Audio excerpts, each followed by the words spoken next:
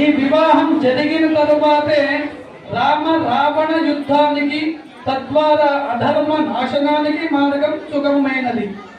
అందుకే ఇది లోక కళ్యాణానికి పునాది. తర్వాత వీరిద్దరిని ఆదర్శ దాంపత్యము అని అంటారు. ఎందుకు అంటే రామాయణం అంటేనే సీతారాముల పవిత్ర బంధం.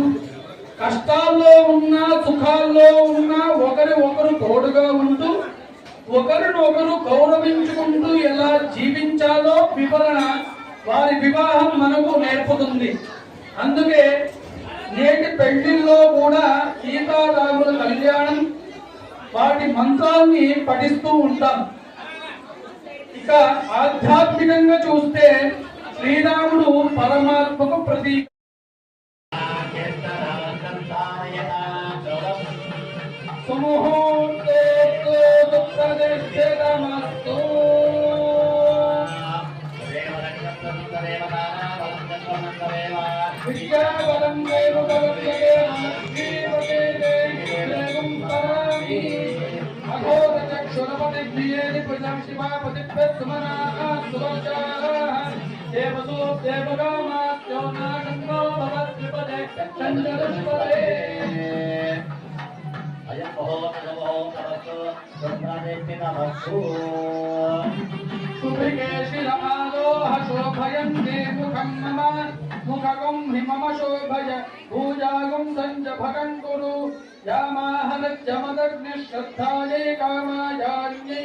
ఇమాంతామపి నక్తేహం భగేన సావర్తదా సంప్రాజం చ విరాజం చ విశ్వేద్యాతనో గృహే లక్ష్మీరాక్షసయాముఖే మాతరం దయామతి పుష్పమాలికాం అలంకృత్య. ఇంతవరకు కూడా సుముహూర్త సావధానం అన్నప్పుడు చాలా మంది ఇక్కడ చెప్పడం మీరు పలకడం విన్నారు. సావధాన అంటే మనం సావధానంగా ఉండాలి. చేయించుకునే వాళ్ళు అక్కడ పెళ్లి కూర్చున్న వాళ్ళు సావధానంగా ఉండడం కాదు, మనం సావధానంగా ఉండాలా. చుట్టుపక్కల చూసే వాళ్ళు కూడా సావధానంగా ఉండాలా. అయిన వెంటనే మానవ పెళ్లిల్లో ఇంకా చిలకరాం పెళ్ళని పెట్టినారో లేదో పెళ్లి ఇంకా భోజనం కోసం పరిగెత్తుతూ ఉంటారు, ఇంకా బఫే కోసం అని పరిగెత్తుతూ ఉంటారు. ఇలా కాకోకుండా ఎప్పుడైనా కూడా మనం ఇంకొకటి ఏంటంటే మనం చేసే ఇంకొక పెద్ద తప్పు ఏంటంటే కళ్యాణ మంటపంలో వివాహ వేదిక అనేది ఉంటుంది.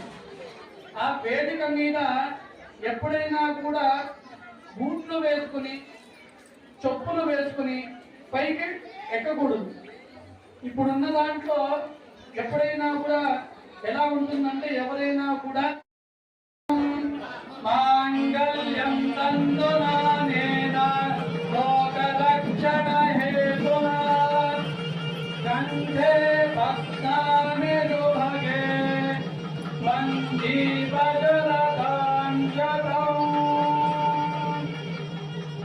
మాంగళ్యం తందునానేన లోకరక్షణ హేతునా కంఠే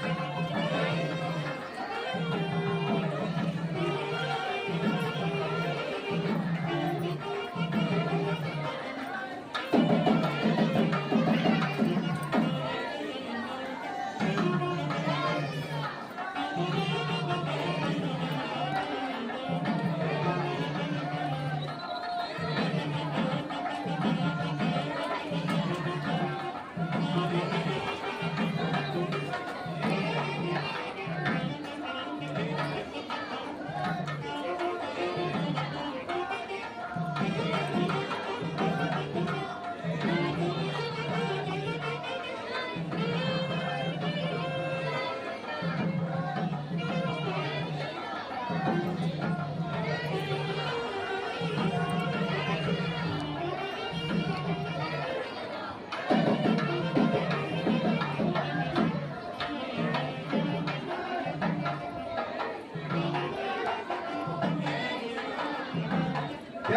శ్రీరామ. ఎవరైతే ఈ మాంగళ్యాలు ఇచ్చినారో వారి ఇంట్లో తప్పకుండా కళ్యాణం తప్పకుండా జరుగుతుంది. ఇది మన అనుభవం ప్రతిసారి చెప్తూ ఉంటారు. కళ్యాణం ఎవరైతే మీకు ఇచ్చినటువంటి వాళ్ళు అనుకోండి చాలా ఆనందంగా జై శ్రీరామ్ జై శ్రీరామ్. तस्याग्ने बालये हमा मोद प्रमोद आनन्दः मुष्कयोन्निरस्तवः तद्देव कामस्य दुर्गाणि दक्षिणानां प्रतिग्रहे अनदच्चित्तमागोदिं पादसत्यमधीमहि उपमन्नस्य यदश्वेते तामयि यदाहमस्यासुवर्गस्ये कुमारं एवं भगवद्गुरुप्याणि यज्ञस्य सदामे जगन्मदति तदेव वायुराहतुर् अन्येन सत्यं चन्द्रमाः आदित्य सत्यमोमिति आपस्तत् सत्यमाभरन् भक्तिर्मे कामः समृद्धताम् ज्ञानं मे कामः समृद्धताम् वैराग्यं मे कामः समृद्धताम्. అక్షరారోపణ చేసేటప్పుడు ఎప్పుడైనా కూడా మానవులు చేసుకునేటప్పుడు ఇంట్లో జనాలు సమృద్ధిగా ఉండాలి అని మొదటిది, తర్వాత పశుపక్షాదులందరూ బాగుండాలి రెండోది, తర్వాత యజ్ఞయాగాదులు